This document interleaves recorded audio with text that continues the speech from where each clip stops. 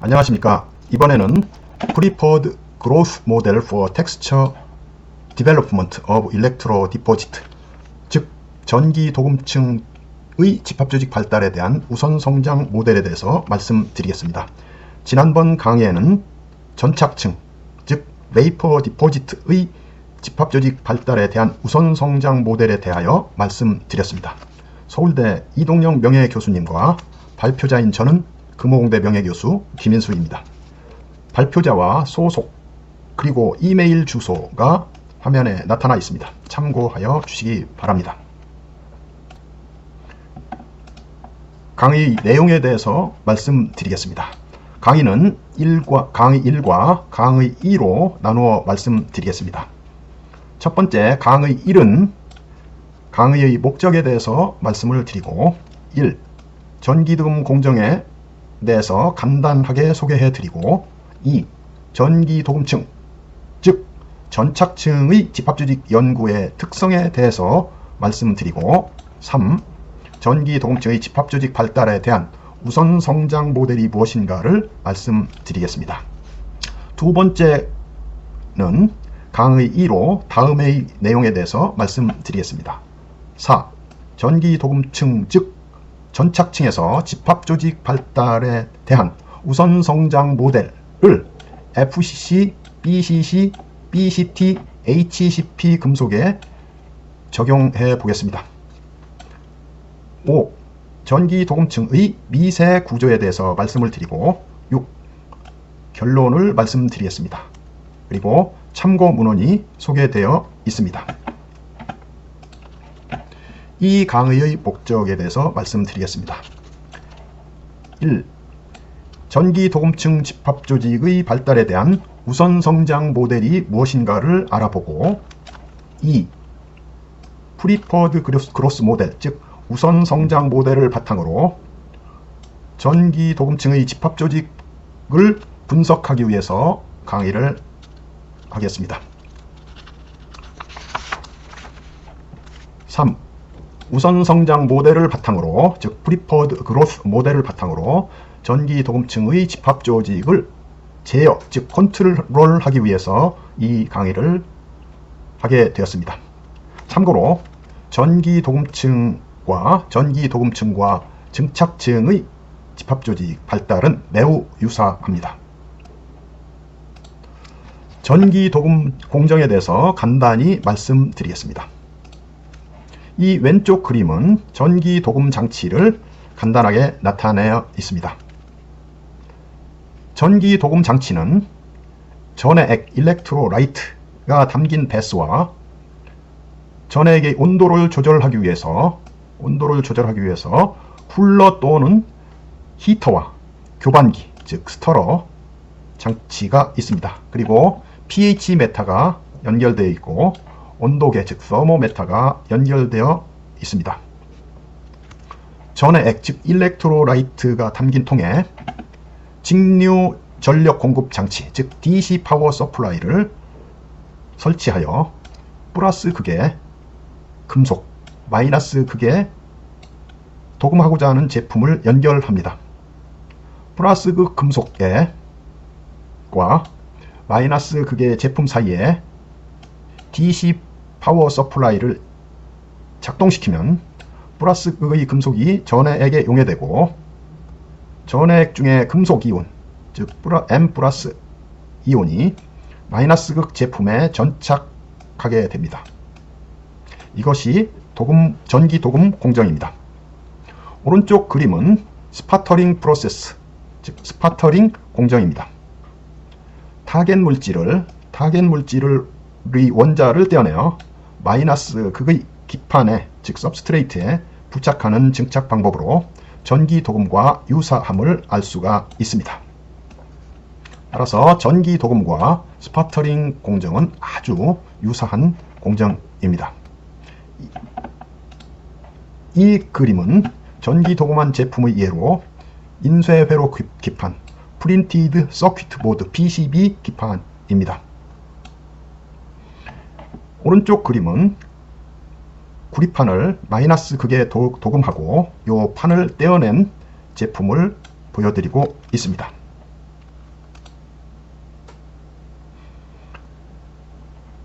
이것은 전기도구만 카파 포일을 생산하는 일진 머티리얼의 홈페이지를 보여드리고 있습니다. 이동영 교수님은 1970년부터 74년까지 키스트에 근무하셨는데 일진과 산악과제로 동복강선, 즉 카파 크레드 스틸 와이어를 개발하셨습니다. 1974년부터 서울대에서 재직하시면서 1978년도에는 일진의 산악과제로 카파 포일의 연구를 시작하셨습니다. 이에 앞서 1974년도에 전기도금층 집합조직 발달에 대한 연구를 해석하셨고 1989년과 1999년도에 증착층의 집합조직 발달을 해석하는데도 우선성장 모델을 적용하셨습니다. 연구 결과로 일진 머티리얼에서 카파 포일을 생산하고 있으며 현재 이 분야의 세계적인 기업이 되었습니다. 일진은 1990년도에 우리나라 대학 최초의 민간 기업 출연 독립연구소인 서울대 신소재 공동연구소를 세웠습니다. 이동영 교수님은 2003년도에 정년 퇴직하셨고 2017년도에 나는 행복한 공학자라는 책을 출간하셨습니다. 전기도금층의 집합조직 연구의 특성에 대해서 말씀드리겠습니다. 전기도금층의 집합조직 연구의 특성은 다음과 같습니다. 1번, 전기도금은 용도가 많습니다. 2번, 전기도금은 실험 변수를 변경하여 쉽게 집합조직을 조절할 수가 있습니다. 3번, 전기도금은 증착보다 실험 변수가 복잡합니다. 실험 변수로는 전기도금액의 온도, 그리고 조성, 음극 전류 밀도, 교반, pH, 그리고 첨가제, 전류 효율, 수소 발생 전압, 산화 등이 있습니다. 네 번째로 전기도금층은 평면 등방성 집합조직입니다. 평면 등방성이란 전착층의 집합조직이 전기장 또는 전착층의 성장 방향에 대해서 모든 방향으로 대칭이다, 시메트리컬하다 라는 뜻입니다. 다섯 번째로 전기도금층은 집합조직에 따라 기계적 자성 성질과 표면 형태가 바뀝니다. 여섯 번째로 전착층과 증착층의 집합조직 발달은 아주 유사합니다. 일곱 번째로 재결정 집합조직의 조사가 아주 쉽습니다. 이것은 다음 강의의 토픽 중에 하나로 다음 강의에서 할 예정입니다. 여덟 번째로 전착층의 집합조직 발달을 해석하는 우선성장 모델과 재결정 집합조직 해석을 하는 변형 에너지 방출 최대화 이론을 수립하는데 아주 쉽게 접근할 수가 있습니다. 이것은 붕불산 전해액에서 얻어진 카파 포일 전기도금층, 즉 구리 전기도금층을 XRD로 2세타 인텐시티와 111 극점도를 얻은 결과입니다. 왼쪽 그림에서 나오는 면 피크는 111, 200, 220, 311 면으로 텍스처 코에피션트, 즉 텍스처 코에피션트가 3.45, 0.11, 0.18, 0.26으로서 111 면지수 강도가 높으므로 111 집합조직이 잘 발달하고 있습니다. 오른쪽 그림은 도금층의 111 면이 잘 발달하였고 판재면의 모든 방향으로 동심원을 이루는 방의 강도를 나타내고 있는 평면 등방성임을 보여주고 있습니다. 이와 같이 전기 도금층은 도금 조건을 조절하여 한 면의 강도를 높은 시편을 얻을 수 있을 뿐만 아니라 평면 등방성 집합조직을 얻을 수 있습니다. 이 그림은 와트 전해액에서 얻어진 니켈 전기 도금층의 실험 결과입니다. 왼쪽 그림에서 위 것은 니켈 전기 도금층의 단면의 광학현미경 사진이고 아래쪽은 표면의 주사 전자 현미경 사진입니다. 오른쪽은 니켈 도금층의 E00 폴 피겨와 ODF를 나타내고 있습니다. 이 두 데이터에서 니켈 도금층이 평면 등방성 집합 조직을 쉽게 얻을 수 있다는 것을 보여주고 있습니다. 전착의 집합 조직 발달에 대한 우선 성장 모델이 무엇인지를 말씀드리겠습니다.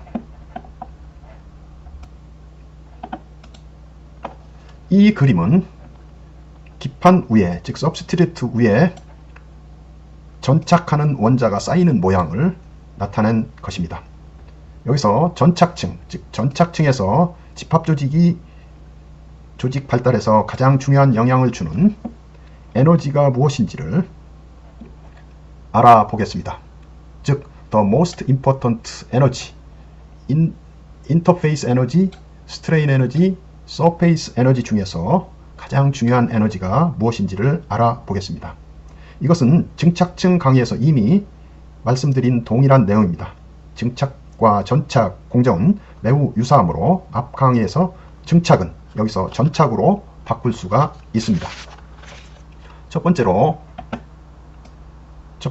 전착층은 그림과 같이 이온이 기판에 또는 전착 표면에 상호작용에 의해서 성장을 하게 됩니다. 두 번째로 이때 기판과 즉 서브스트레이트와 전착층 즉 디포지트 사이의 원자의 크기에 따라 네 가지 형태로 생각할 수가 있습니다. 즉 A번은 서브스트레이트 아톰 사이즈가 디포지트의 아톰 사이즈와 거의 동일합니다. B번은 서브스트레이트 아톰 사이즈가 디포지트의 아톰 사이즈보다 약간 작습니다. C번과 D번은 서브스트레이트 아톰 사이즈가 디포지트 아톰 사이즈보다 매우 적습니다. 그래서 이 3번의 내용을 말씀드리면 전착층에는 이와 같이 3개의 에너지가 생기게 되겠습니다. 즉 인터페이스 에너지, 그리고 스트레인 에너지, 그리고 서페이스 에너지가 생깁니다. 여기에서 A, B, C, D, 즉 요 네 가지 A, B, C, D 네 가지의 요 조건에서 각각 에너지 변화를 알아보겠습니다. 요 A번의 경우 변형 에너지가 생기지 않고 계면 에너지가 낮으며 에피테시알 성장을 하게 되는 것을 알 수 있게 되겠습니다. 요 B번의 경우에는 전착층의 변형이 일어나지만, 즉 전착층의 변형이 일어나지만 그래도 에피텍시알 성장은 이렇게 하고 있는 것을 알 수가 있습니다. C번의 경우 변형 에너지는 작아지지만 에피텍시알 성장은 하지 못하는 것을 알 수 있습니다. 이때 변형 에너지는 작아지나 계면 에너지는 생기게 됩니다. D번의 경우 전착층에 큰 변형 에너지가 생기게 되면서 에피텍시알 성장은 하게 됩니다. 여기서 C번과 D번의 경우에서 변형 에너지와 계면 에너지가 C번이 작은 경우 증착은 C번과 같이 일어나게 될 것입니다. 네 번째로 증착층의 두께가 두꺼워질수록 전착층의 성장은 특정한 패턴으로 변환되는 턴오버 시크니스가 생기게 됩니다. 즉 전착이 어느 정도 진행이 됨에 따라서 특정적인 성장 패턴으로 변환되는 요 턴오버 시크니스, 즉 전복 두께가 생기게 됩니다. 특징적인 성장 패턴으로 변환되는 턴오버 시크니스, 요 턴오버 시크니스는 전착 조건에 따라서 달라지게 될 것입니다. 5번 전착층의 두께가 두꺼워질수록 기판과 초기 전착층의 변형 에너지와 계면 에너지 영향은 감소되고 이온과 새로운 전착층의 표면이 상호작용하는 전착이 계속될 것입니다. 여섯 번째로 재결정이 일어나지 않는 온도에서 전착을 하게 되면 전착층 두께를 통하여서 전착층의 총 변형 에너지와 계면 에너지는 전착층의 집합조직 형성에 부관하게 될 것입니다. 반면에 표면 에너지는 최소화로 될 것입니다. 일곱 번째로 기판 후에 전착층이 최소 표면 에너지 격자면으로 덮이면 전착층은 당분간 동일한 패턴으로 성장을 하게 될 것입니다. 따라서 전착의 초기 조건이 아닌 상태에서 표면 에너지에 바탕을 둔 전착층의 집합조직 발달을 설명하는 해석이 필요하게 됩니다. 여기서는 다른 이론을 설명하지 않고 이동영 교수님께서 제안하신 전착층의 집합조직 발달에 대한 우선성장 모델에 대해서만 설명하겠습니다. 앞으로 우선성장 모델, 즉 프리포드 그로스 모델에 대하여 설명하는 내용을 검토하여 주시고 혹시 전착층 실험을 하신다면 우선성장 모델, 즉 프리포드 그로스 모델을 실험에 응용하시면 집합조직 변화를 해석하고 예측하는 데 유용하리라고 생각이 됩니다. 이것은 우선성장 모델의 가정입니다. 1번, 결정성장 앞면이 평활하다. 2번, 이온이나 원자의 닿는 방향은 전착층의 수직이다. 3번, 닿는 이온이 안정한 위치로 이동할 수 있을 정도로 확산 속도가 빠르다. 4번, 상대적 격자 표면 에너지가 분위기에 영향을 받지 않는다입니다. 이 그림은 전착층의 집합조직 발달을 해석하는 우선성장 모델, 즉 프리포드 그로스 모델을 설명하기 위하여 전기 도금에서 이온이 기판, 서브스트레이트에 전착하는 모습을 보여주고 있습니다. 그림과 같이 전착층에서 이온이 기판에 평행한 것도 있겠지만 그것을 세타 이코르 제로입니다. 각도가 세타인 만큼 비스듬하게 성장해 갈 수 있습니다. 그래서 레지가 생깁니다. 레지가 생기면 이온의 접촉면이 증가하여 안정하게 전착할 수 있습니다. 이때 작은 각도, 즉 로우 세타에서는 로우 레지 덴시티가 되고 로우 서페이스 에너지가 될 것입니다. 또 큰 각도, 즉 하이 세타에서는 하이 레지 덴시티가 될 것이고 하이 서페이스 에너지가 될 것입니다.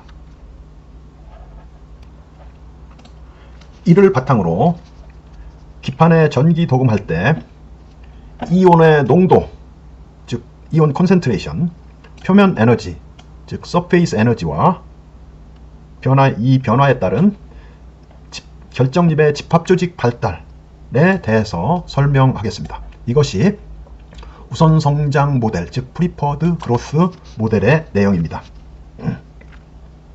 이 그림은 이온 농도가 low 이온 콘센트레이션, high 이온 콘센트레이션, very high 이온 콘센트레이션으로 변하고 각 농도에 따라서 A, B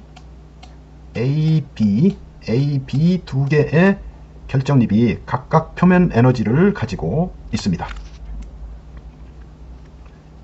이를 바탕으로 집합조직 발달을 설명하는 우선성장 모델은 다음과 같습니다. 1번, 잘 배양된 결정립이 살아남아야 집합조직이 발달합니다. 2번, 위와 같이 3개의 이온 농도로 변할 때 표면 에너지 크기 변화에 따른 결정립의 성장은 다음과 같이 분류할 수가 있습니다. A번의 경우, 즉 요 A번에서는 A, B 두 개의 결정립 위에 각각의 알파, 베타의 각도로 되어 있는 세타가 있습니다. 각각의 각도 알파가 베타보다 크면 레지의 밀도가 A 결정립이 B 결정립보다 크게 되고 표면 에너지도 A 결정립이 B 결정립보다 크게 될 것입니다. 이때 로우 이온 콘센트레이션 전해액 조건이므로 이온 농도가 낮아 내지의 밀도가 높은 A 결정립은 내지에 결합할 원자가 모자라게 되고, 원자가 이런데 모자라게 되고, 결합하지 못한 내지 때문에 표면 에너지가 높아지게 되어 불안정하게 될 것입니다. 그러므로 이온이 로우 이온 콘센트레이션 조건에서는 내지 밀도가 낮은, 즉 표면 에너지가 낮은 결정립 B가 이렇게 지배적으로 성장을 하게 될 것입니다. 요 B번의 경우 A 결정립과 B 결정립의 각도가 알파, 베타이고 알파가 베타보다 크면 내지 밀도가 A 결정립의 내지 밀도가 B 결정립의 내지 밀도보다 크게 되고 표면 에너지도 A 결정립이 B 결정립보다 크게 될 것입니다. 이때 이온의 조건이 하이 이온 콘센트레이션 전해액 조건이므로 이온의 농도가 높아 내지 밀도가 낮은 B 결정립, 이 B 결정립은 내지에 결합하는 원자가 남게 되고 불안정하게 될 것입니다. 즉, 이 M과 같은 위치의 이온은 L과 같은 위치의 이온보다 불안정하여 다시 환원될 수 있는 상태가 될 것이므로 이온 농도가 높은 조건에서는 내지의 밀도가 높은 A 결정립이 이렇게 성장을 하게 될 것입니다.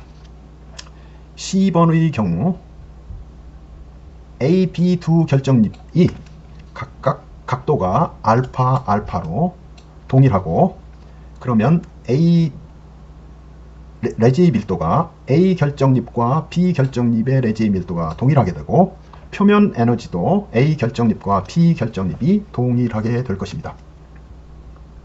전액에서 매우 높은 very high ion concentration 조건이므로 A 결정립과 B 결정립이 이렇게 동시에 성장을 할 것입니다. 그러면 전착층의 표면은 매우 거칠어지게 될 것입니다. 이렇게 거칠어지게 될 것입니다. 표면이 거칠어진 결과를 실험에서 실제로 얻을 수 있으므로 이것을 증명할 수가 있습니다. 이와 같이 2번의 내용을 여기에서 모두 설명하였습니다. 세 번째로, 만약 전착 온도가 재결정이 일어나지 않는다면 이상의 내용을 종합하여 우선 성장 모델로 다음과 같이 정리할 수가 있습니다. 첫 번째, 전기 도금층의 집합 조직 발달에서 관하여 우선 성장 모델은 이온 농도가 낮으면 표면 에너지가 낮은 결정면이 전착의 성장 방향과 수직하게 발달하게 되고, 두 번째로 이온 농도가 높아지면 표면 에너지가 높은 결정면이 전착층의 성장 방향과 수직하게 발달하게 됩니다. 이것이 전기 도금층의 집합 조직 발달에 대한 우선 성장 모델, 즉 Preferred Growth 모델입니다. 이와 같이 우선 성장 모델은 매우 간단한 내용입니다. 따라서 전해액의 이온 농도를 변하게 하는 방법과 결정면의 방위에 따른 표면 에너지 변화를 알아봄으로써 전기 도금에서 우선 성장 모델을 적용해 보겠습니다. 전기 도금에서 금속의 이온을, 즉 M+를 바꿀 수 있는 방법에 대해서 알아보겠습니다. 이 금속 이온은 음극에서 소모가 되므로 농도가 감소되는 것을 보여주고 있습니다. 여기가 सब스트레이트고요. 여기가 베스인데, 베스 내에서 이온의 농도가 음극, 즉 सब스트레이트에서 소모가 되므로 이렇게 감소되는 것을 보여드리고 있습니다. 그리고 음극 기판의 금속 이온의 농도를 높이기 위한 방법은 다음과 같습니다. 첫 번째로 음극 이온, 즉 금속 이온의 농도를 바꿀 수 있는 방법은 첫 번째로 전해 액의 농도를 높이게 되면 즉 금속 이온의 농도가 높아지죠. 그래서 메탈릭 이온 콘센트레이션을 높이게 되면 금속 이온이 농도가 높아지게 됩니다. 두 번째로 온도를 높이게 되면, 그리고 에지테이션, 즉 교반을 하게 되면 또한 금속 이온의 농도가 음극 근처에서 높아지게 됩니다. 세 번째로 음극의 전류 감소시키게 되면 여기서 전류 밀도를 감소시키게 되면 낮은 데서 금속 이온의 농도가 높아집니다. 그 이유는 음극의 전류 밀도를 높이면 음극 앞에서 금속 이온이 빨리 전착되어 고갈되는 현상이 일어나게 되고 오히려 금속 이온의 농도가 낮아집니다. 그러한 뜻에서 3번의 내용을 이해할 수가 있습니다. 참고로 이 그림은 증착층의 증기 농도, 즉 원자의 농도 변화를 또 이와 같은 그림으로 나타낼 수가 있는데, 서로 전착 조건과 증착 조건에서 서로 유사함을 알 수가 있습니다. 강의 2는 여기까지입니다. 경청해 주셔서 감사합니다.